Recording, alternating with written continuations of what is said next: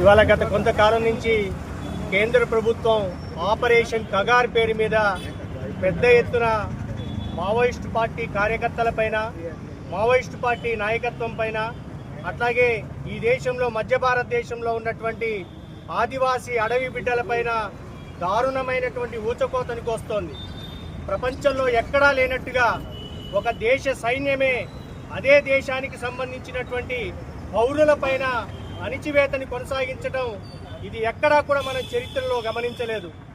ఈ దుర్మార్గమైనటువంటి చర్యల్ని భారత communist party, Marxist, CPIM Khammam జిల్లా కమిటీ తీవ్రంగా ఖండిస్తోంది.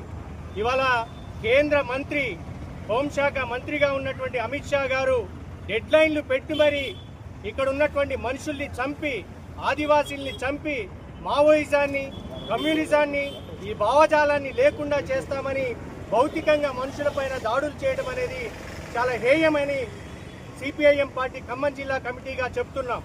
మీరు డెడ్లైన్లు పెట్టదలుచుకుంటే ఈ దేశంలో ఉన్నటువంటి పేదరికాన్ని నిర్మూలిస్తామని డెడ్లైన్లు పెట్టండి.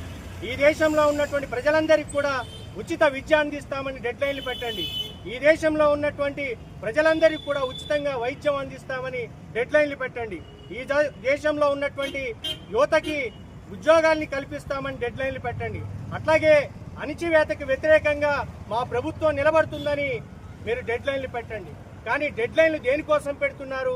ఈ దేశంలో పుట్టినటువంటి ఆదివాసీ బిడ్డల్ని చంపడం కోసం, ఆదివాసీ కార్యకర్తల్ని చంపడం కోసం డెడ్లైన్లు పెట్టడాన్ని సిపిఐఎం పార్టీ ఖమ్మం జిల్లా కమిటీ తీవ్రంగా ఖండిస్తుంది.